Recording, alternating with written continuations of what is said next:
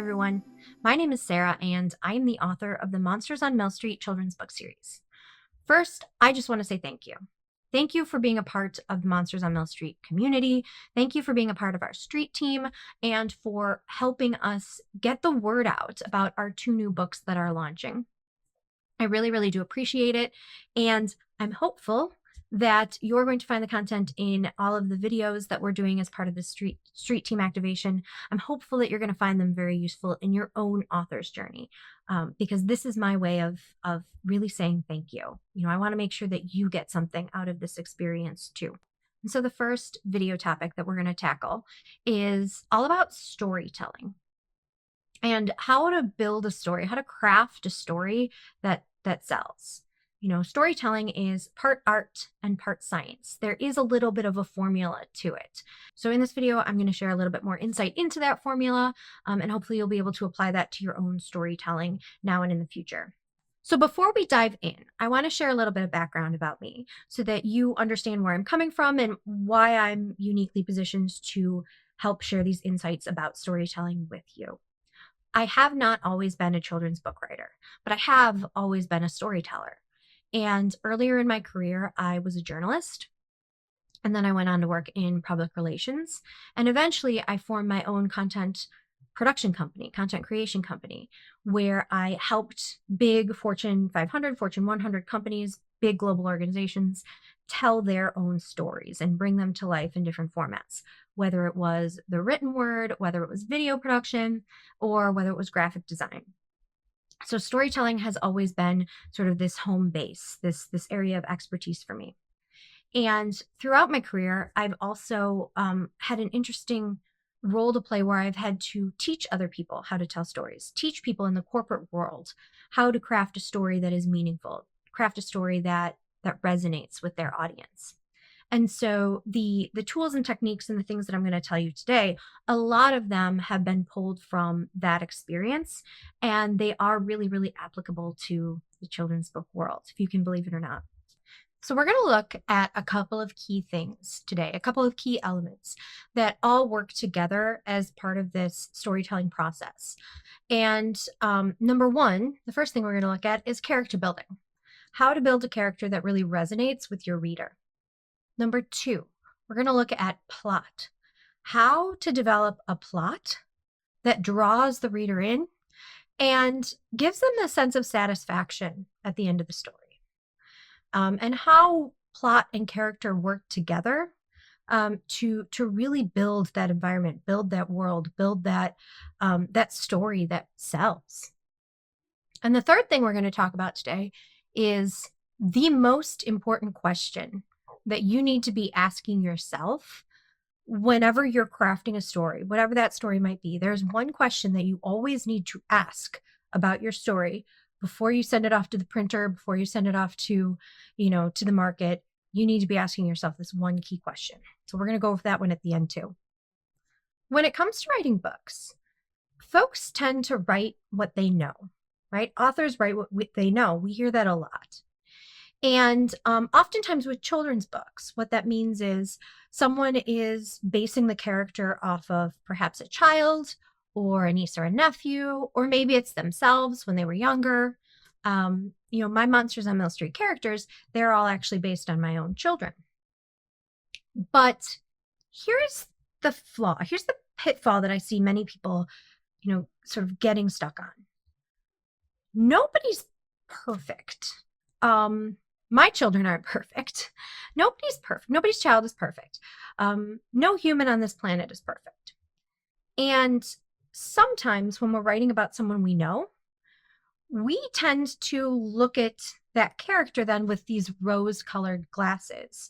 We tend to really focus on the highlights, the things we like about that character, the things they do well. And well, that's great. When I'm at the drop-off line with other parents, I'm going to talk about my kids and talk about how they did really well. They won their Lego tournament, or they did something else that was fantastic. I'm going to share those highlights. It's great for the drop-off line.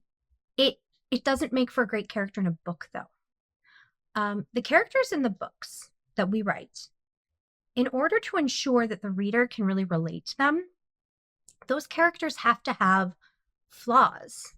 We can't just focus on the highlights reel. We also have to focus on the bloopers. We have to give our characters things that they're not good at, they're not perfect at. Emotions and frustrations and things that just get in their way. Those are things that we need to build out in our characters as well, to make them well-rounded, and again, to make them seem more relatable to the person reading the book. The other thing is, when it comes to then driving our plot or creating our plot, our characters' flaws need to be what drives our plot forward.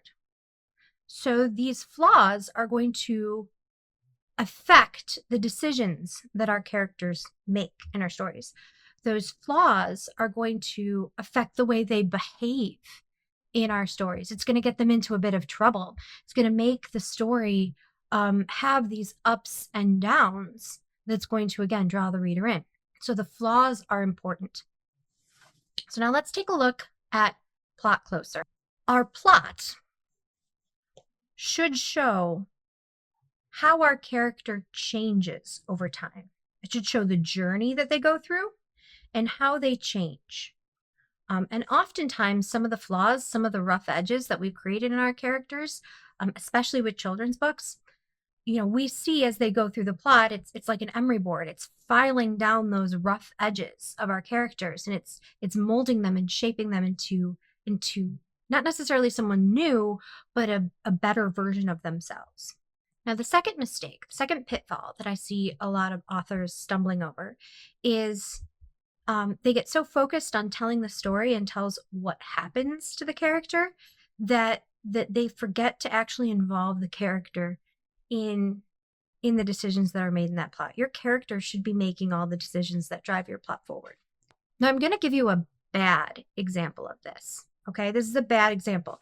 This is an example of the plot driving the plot and not the character driving the plot. And this is just a made-up example on the spot. So say we have this character named Tom. He's a little boy, okay? And one day, aliens show up on Tom's doorstep.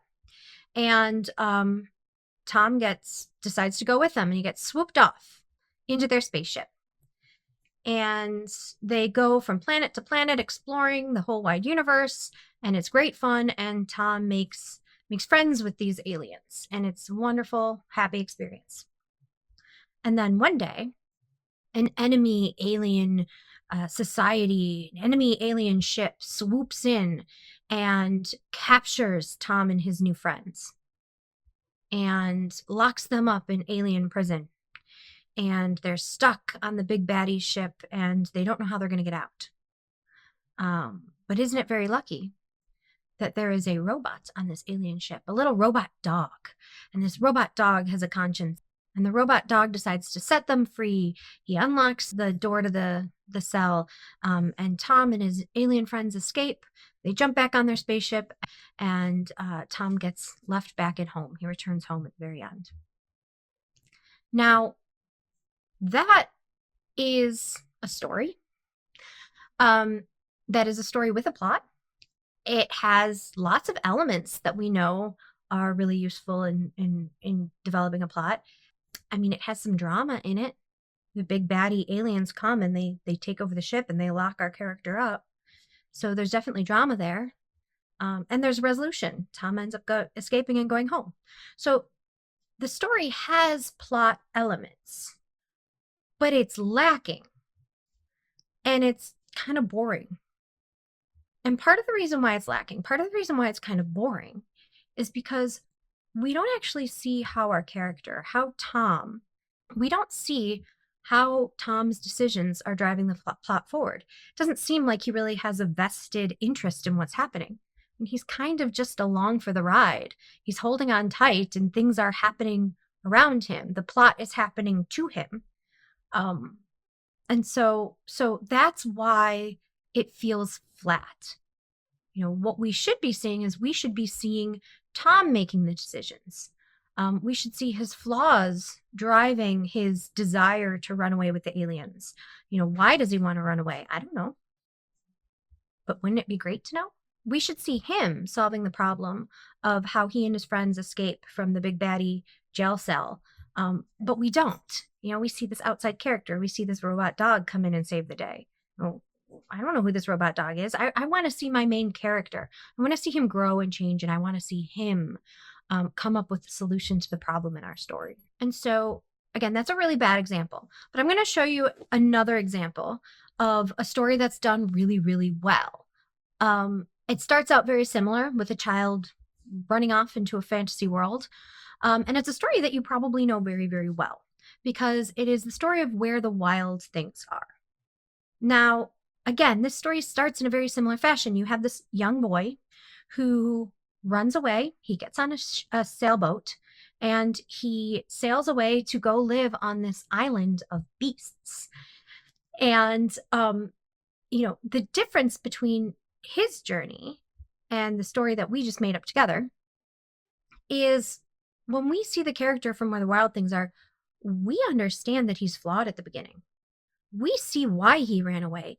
At the very beginning of the story, he is sent to his room. He is mad. He is frustrated. We know that he got in trouble and he doesn't like it.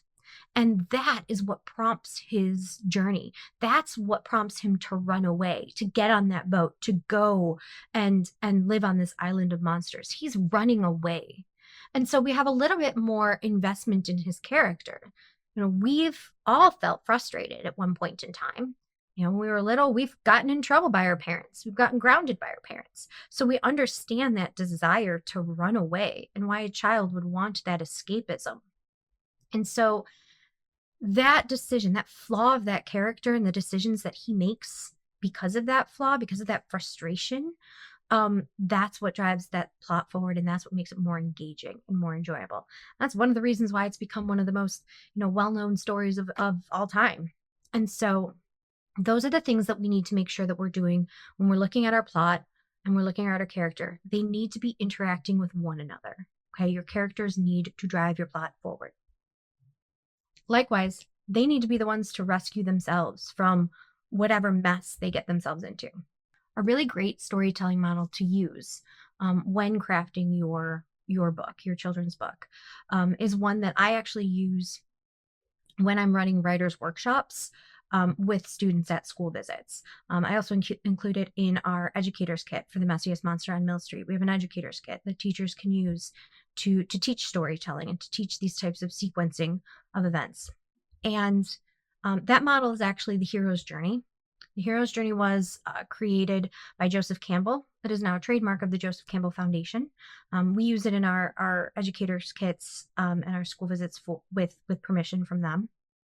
But this is a model that kind of helps guide your thinking in who your character is and how they're affected by their plot at any given stage of the hero's journey cycle.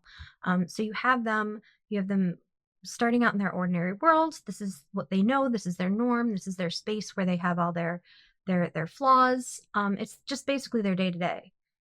In The Messiest Monster on Mill Street, we see our character Max. He is an energetic character. He loves art. He likes to have fun. But he's flawed. He is definitely a messy monster. He tends to get distracted very easily.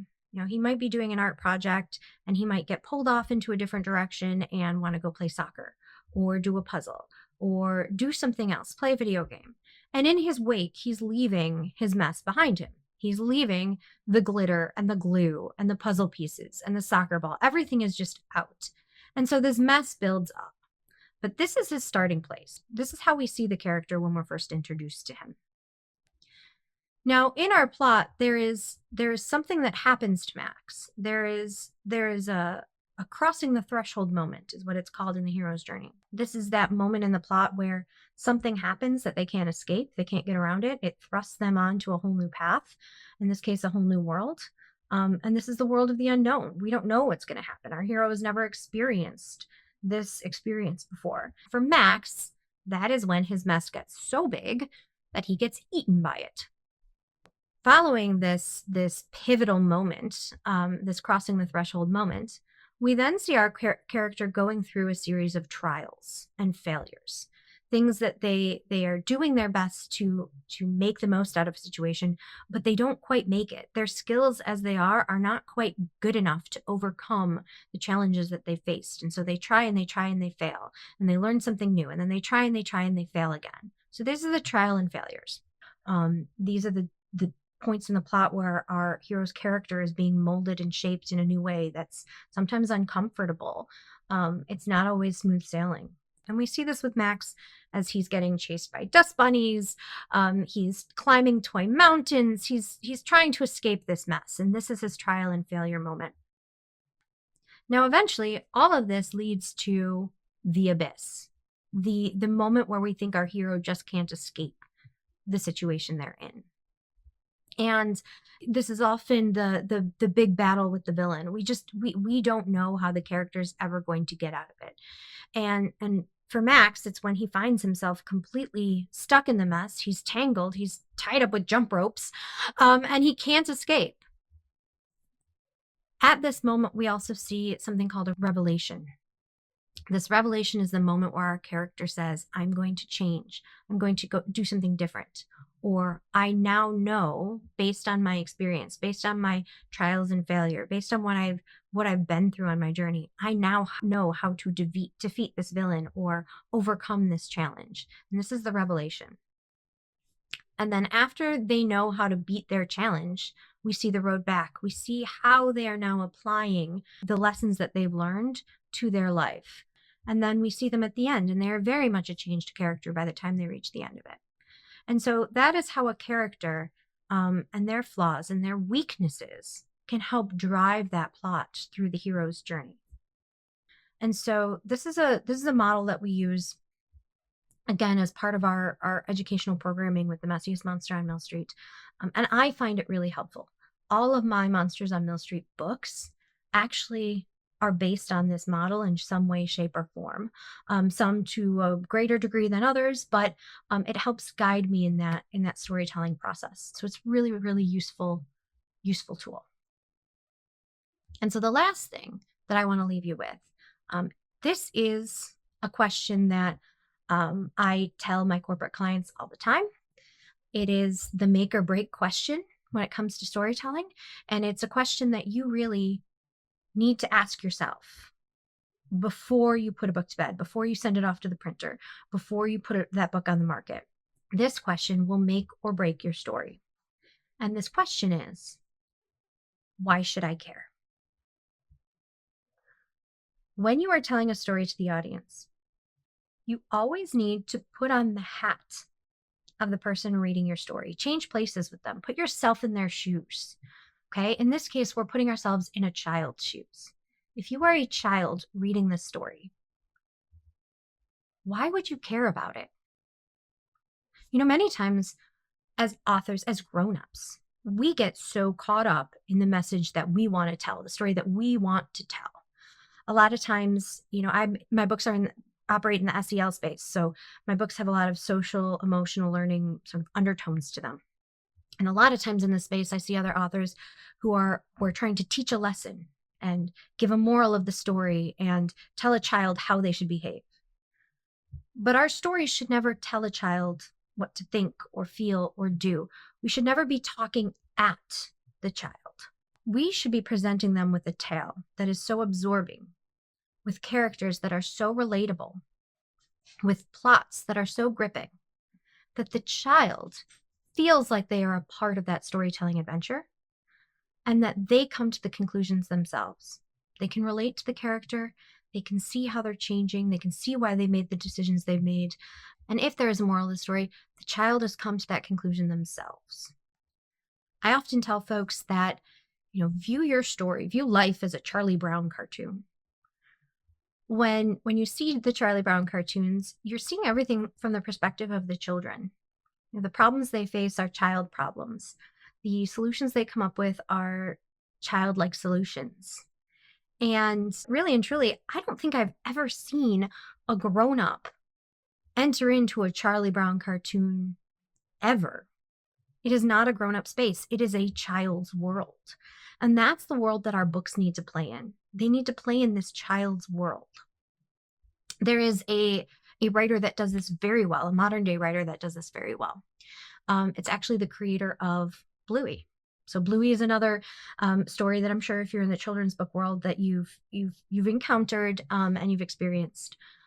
Bluey is, of course, a television series, and the writers of this series, they approach every problem from the perspective of Bluey and her sister. Every one of these stories, every one of the Bluey shows has a moral, has a lesson, has something that the children can take away and learn, and the adults can take away and learn even at times. But nobody in the show ever tells someone that that is the lesson. It's not something that's dictated to anyone. We simply understand it because we can relate to the characters so well and because we are so absorbed by their stories. And so that's a really good example of a writer who does a phenomenal job at drawing the reader in. In fact, they draw the reader in so much that I will be the first to confess that in one of their most recent episodes, The Sign, if you haven't seen it, I won't spoil it for you, but it's an episode where Bluey and her family are getting ready to do this big move. They're moving house, and I kid you not, my daughters and I were sitting on the floor in beanbag chairs watching this, and they were bawling and I was bawling my eyes out and I was crying, and I'm a grown woman crying over a cartoon dog and the experiences that this cartoon dog is going through. And so that is just really good storytelling. That's storytelling that drew you in, that made you feel something, because of who the characters are, how they were built, and how their plot and their story unfolds. And so that's like the gold standard. And so I hope you take, these three sort of key points, key storytelling points that I'm sharing with you. I hope they mean something to you. I hope you found them valuable and that you can apply them to your own storytelling journeys as you go through your own author journey. I really appreciate you. I can't stress that enough. I am so grateful to you for, again, being a part of the Monsters on Mill Street community, for being a part of this book launch, and for helping us spread awareness of the two new books that are coming out in just a few weeks. So I appreciate you. That I will be the first to confess that in one of their most recent episodes, The Sign, if you haven't seen it, I won't spoil it for you, but it's an episode where Bluey and her family are getting ready to do this big move. They're moving house, and I kid you not, my daughters and I were sitting on the floor in beanbag chairs watching this, and they were bawling and I was bawling my eyes out and I was crying, and I'm a grown woman crying over a cartoon dog and the experiences that this cartoon dog is going through. And so that is just really good storytelling. That's storytelling that drew you in, that made you feel something, because of who the characters are, how they were built, and how their plot and their story unfolds. And so that's like the gold standard. And so I hope you take, these three sort of key points, key storytelling points that I'm sharing with you. I hope they mean something to you. I hope you found them valuable and that you can apply them to your own storytelling journeys as you go through your own author journey. I really appreciate you. I can't stress that enough. I am so grateful to you for, again, being a part of the Monsters on Mill Street community, for being a part of this book launch, and for helping us spread awareness of the two new books that are coming out in just a few weeks. So I appreciate you, and stay tuned. Hopefully I will see you at the next videos. The next ones we're going to do are going to be about brand building and about rocking the trade show circuit. So really fun topics, and we go super in the weeds on those. So hopefully you can join us for that. Again, thank you so much and have a great one.